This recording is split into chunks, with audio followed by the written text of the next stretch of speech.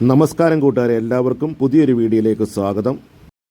നമ്മളിന്നൊരു അടിപൊളി ജ്യൂസിൻ്റെ റെസിപ്പിയായിട്ടാണ് വന്നിരിക്കുന്നത്. നമ്മളിന്നൊരു mixed fruit ജ്യൂസാണ് ഉണ്ടാക്കാനായിട്ട് പോകുന്നത്. ഇത് നല്ലൊരു സമ്മർ ഡ്രിങ്കും കൂടിയാണ്. കുട്ടികൾക്കൊക്കെ വളരെ ഇഷ്ടപ്പെടുന്ന നല്ലൊരു അടിപൊളി ജ്യൂസാണ്.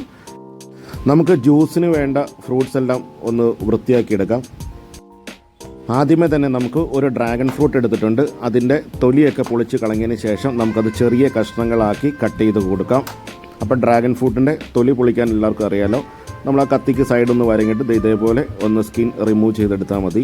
എന്നിട്ട് ചെറിയ പീസുകളാക്കി അരിഞ്ഞു വെക്കുക. ഇന്നിവിടെ എടുത്തിരിക്കുന്നത് വൈറ്റ് ഡ്രാഗൺ ഫ്രൂട്ടാണ്.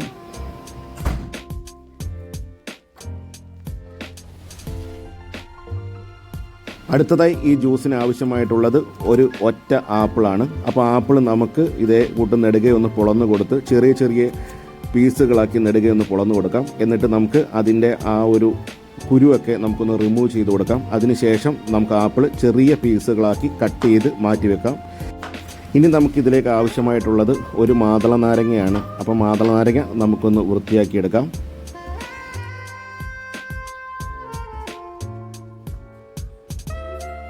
ഇനി ഇതിലേക്ക് നമുക്ക് വേണ്ടത് കുരുവില്ലാത്ത മുന്തിരിയാണ്. അപ്പോൾ നമുക്ക് സീഡ്ലെസ് ഗ്രേപ്പ് ഇതിനകത്തേക്ക് വെച്ച് കൊടുക്കാം.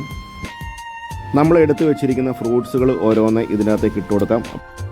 ആദ്യമേ നമ്മൾ ഇതിനകത്തേക്ക് ഇട്ട് കൊടുത്തത് ഡ്രാഗൺ ഫ്രൂട്ടാണ്. അതിനുശേഷം നമുക്ക് ആപ്പിൾ ഇട്ട് കൊടുക്കാം. ആപ്പിൾ ഇട്ട് കൊടുത്തതിന് ശേഷം നമുക്ക് കുരുവില്ലാത്ത മുന്തിരി, അതിനുശേഷം നമ്മുടെ മാതള നാരങ്ങ, ഇത്രയും സാധനം ഇതിനകത്തേക്ക് ഇട്ട് കൊടുക്കാം.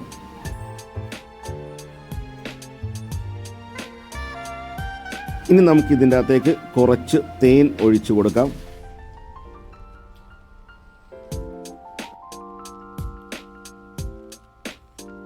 ഇനി നമുക്ക് ജ്യൂസിന് ആവശ്യമായിട്ടുള്ളത് പാലാണ്. ഞാൻ 1/2 ലിറ്റർ പാല് ഇതിനകത്തേക്ക് ഒഴിച്ചു കൊടുത്തിട്ടുണ്ട്. പാലൊക്കെ ഒഴിച്ചു കൊടുത്തതിന് ശേഷം മിക്സിയുടെ ജാറ് അടച്ച് നമുക്ക് നല്ലപോലെ ജ്യൂസാക്കി എടുക്കാം.